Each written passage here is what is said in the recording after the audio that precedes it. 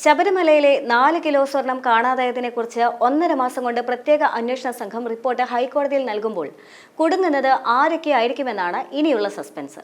ശബരിമലയിൽ സർക്കാർ വഴിവിട്ട ഇടപെടലുകൾ നടത്തിയിട്ടില്ല എന്നും പ്രതിപക്ഷം പുകമറ സൃഷ്ടിക്കുകയുമാണെന്നാണ് നിയമസഭയിൽ മന്ത്രി വാസവനടക്കം ആവർത്തിക്കുന്നത്. 1998 മുതൽ ഇതുവരെയുള്ള സ്വർണം പൂശിയ വസ്തുക്കൾ അന്വേഷണത്തിൽ പുറത്തുവരണമെന്നും സർക്കാർ ആവർത്തിക്കുന്നുണ്ട്. നാളെ നിയമസഭയിൽ ചർച്ചയ്ക്ക് തയ്യാറാകാൻ പ്രതിപക്ഷത്തെ മന്ത്രി KN ബാലഗോപാലൻ വെല്ലുവിളിച്ചിട്ടുമുണ്ട്. ചർച്ച ചെയ്താൽ വസ്തുതകൾ പുറത്തുവരുമെന്നും പുകമറ ഇല്ലാതാകുമെന്നുമാണ് സർക്കാർ പറയുന്നത്. എന്നാൽ അത്രയേറെ നിസ്സാരമല്ല കാര്യങ്ങളെന്നാണ് ഇതുവരെ പുറത്തുവന്ന വിവരങ്ങളിൽ നിന്ന് വിലയിരുത്തേണ്ടത്. ദ്വാരപാലക ശില്പങ്ങളിലെ സ്വർണ്ണപ്പാളി മാത്രമല്ല, ശ്രീകോവിലിന്റെ കട്ടിളയും അറ്റകുറ്റപ്പണിക്ക് കൊണ്ടുപോയെന്ന് പുതിയ വെളിപ്പെടുത്തലുകളുണ്ടായി. അടുത്തിടെ കൊടിമരം അടക്കം അറ്റകുറ്റപ്പണിക്ക് പുറത്തേക്ക് കൊടുത്തയച്ചു. ഇതിലെല്ലാം ആരോപണം ഉന്നയിക്കുകയാണ് പ്രതിപക്ഷം.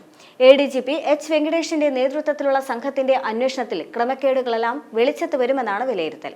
2019 ചെന്നൈയിലേക്ക് കൊണ്ടുപോയ അത്രയും സ്വർണം തിരിച്ചെത്തിയിട്ടില്ല എന്ന് സംശയലേശമെന്നേ പറയാമെന്ന് കോടതി പറഞ്ഞതോടെ സ്വർണം അടിച്ചു മാറ്റിയെന്ന് ഉറപ്പായിട്ടുണ്ട്.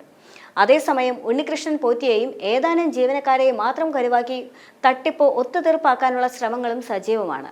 ഇതിന്റെ ആദ്യപടിയാണ് സ്വർണ്ണപ്പാളി ചെമ്പാണെന്ന മഹസറിൽ എഴുതിയ ഉദ്യോഗസ്ഥനെ സസ്പെൻഡ് ചെയ്തത്.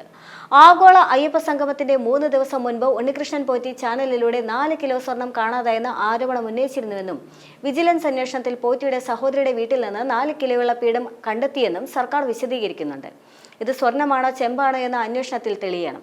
വിജയ് മല്യ സ്വർണം പൂശിയ പാളികൾ ചെമ്പാണെന്ന മഹസറിൽ ദേവസ്വം സെക്രട്ടറി രേഖപ്പെടുത്തിയത് എന്തിനെന്നും അന്വേഷിക്കേണ്ടതുണ്ട്. 2023 ഹൈക്കോടതി മേൽനോട്ടം ഏറ്റെടുക്കും വരെ മരാമത്ത് വകുപ്പാണ് സ്വർണത്തിന്റെ അളവുകളടക്കം രേഖപ്പെടുത്തിയിരുന്നത് എന്നാണ് ദേവസ്വം വകുപ്പ് പറയുന്നത്. 1998-99 ശ്രീകോവിലടക്കം സ്വർണം പൊതിഞ്ഞതിന്റെ തരം തിരിച്ചുള്ള വിവരങ്ങൾ സ്പോൺസറായ യുണൈറ്റഡ് ബ്രൂവറീസിന്റെ ഫിനാൻസ് മാനേജർ അയച്ച കത്തിലുമുണ്ട്. ആകെ 30.3 കിലോ സ്വർണമാണ് അന്ന് ഉപയോഗിച്ചത്. ദ്വാരപാലക ശില്പങ്ങൾ 1.5 കിലോ വേണ്ടി വന്നു. എന്നാൽ 2019 ചെന്നൈയിൽ എത്തിച്ച് സ്വർണം പൂശിയപ്പോൾ 394 ഗ്രാം മാത്രമാണ് ഉപയോഗിച്ചത്. കുറച്ച് സ്വർണം തന്റെ പക്കൽ ബാക്കിയുണ്ടെന്ന് കാണിച്ച് ഉണ്ണികൃഷ്ണൻ പോറ്റി 2019 ഡിസംബർ 9 അന്നത്തെ ദേവസ്വം പ്രസിഡന്റിന് കത്തയച്ചു. ബോർഡുമായി സഹകരിച്ച് അർഹമായ ഒരു പെൺകുട്ടിയുടെ വിവാഹത്തിന് ഈ സ്വർണം ഉപയോഗിക്കുന്നതിൽ പോറ്റി അഭിപ്രായം തേടി. പരിചയത്തിലുള്ളതോ ബന്ധുത്വമുള്ളതോ ആയ പെൺകുട്ടിയെന്നാണ് പറയുന്നത്. വിഷയത്തിൽ തിരുവാഭരണം കമ്മിറ്റിയുടെ മറുപടിക്കായി ദേവസ്വം സെക്രട്ടറി മറ്റൊരു കത്തയച്ചതായും കണ്ടെത്തിയിട്ടുണ്ട്. ശേഷിക്കുന്ന സ്വർണം മറ്റാവശ്യങ്ങൾക്ക് ഉപയോഗിക്കാൻ പദ്ധതിയിട്ടെന്ന വിവരം ഞെട്ടിപ്പിക്കുന്നതാണെന്നും ഹൈക്കോടതി വ്യക്തമാക്കിയിട്ടുണ്ട്.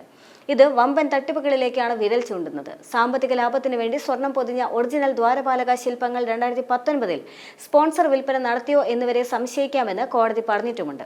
ചെമ്പുപാളികളാണ് കൊടുത്തുവിട്ടതെന്ന് മഹസറിൽ അന്ന് ഉദ്യോഗസ്ഥർ തെറ്റായി രേഖപ്പെടുത്തിയത് ദുരുദ്ദേശത്തോടെയാണ്.